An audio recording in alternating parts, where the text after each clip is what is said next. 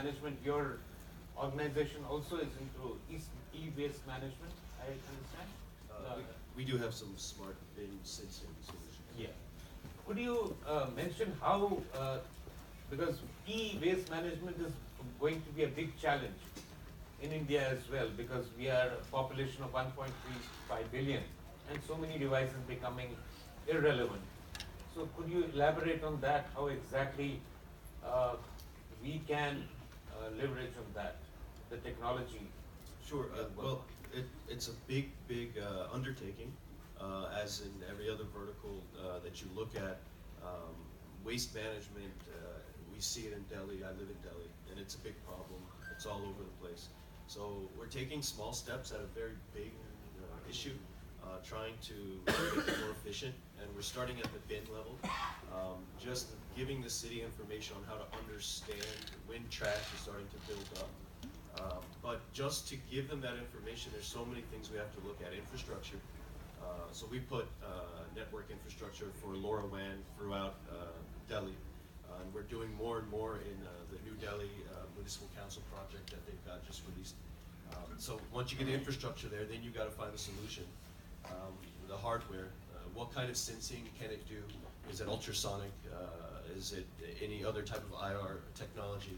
And you got to test it, and you have to see, does it work in the Indian environment with the type of trash that's being used and thrown? And then once you've got the sensing and it's sending the data wirelessly, now how do you make sense of the data? How do you take the data and give it to the city decision makers, the waste management companies, to understand how the big picture looks like, how much waste is being collected in one quadrant of the city versus another? How do you assess the route patterns for the pickup team to go and pick up, and how long is trash cans being left full? Those are things that we're looking at. So it's not just us that's involved. We've got experts in that field, which you have to have a subject matter expert on anything that you're trying to take on with the smart cities. So we're working with one of the largest waste management companies that actually make the trash cans, and they're giving us the expertise on what is the civil effort involved, how does the trash get collected, what kind of data actually is valuable versus not from this sensor.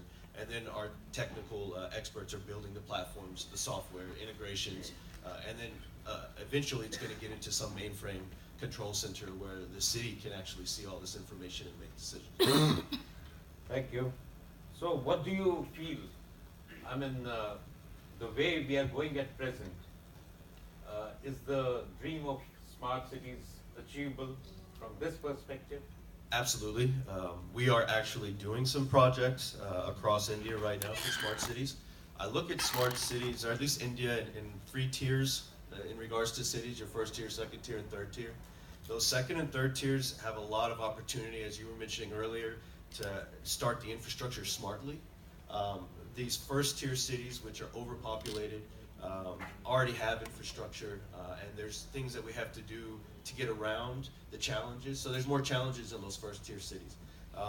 But I think if we can figure out how to crack some of these hard problems, we can be smarter with the second tier and the third tier. And so we're doing smart water metering in Maharashtra. We did 50 water meter and deployments, completely smart, sending the information. We sat down with the mayor. What are the challenges? I mean, do you think? Signal.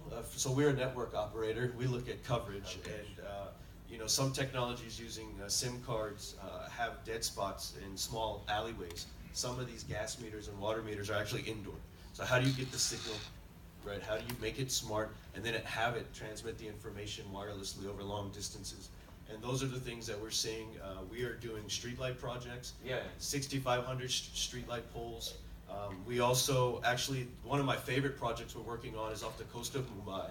They're building a bridge, Tata Power and L&T are building a bridge across two lands, and they need signal 12 kilometers off the coast.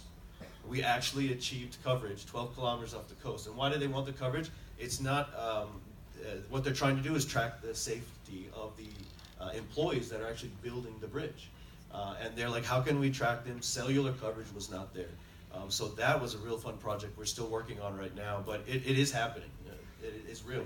So it's doable. Yeah. Thank you. Now, Mr. Rao, you mentioned about how we can save on power in cities and make it cheaper for people. There is another aspect of it. You know, my feeling is that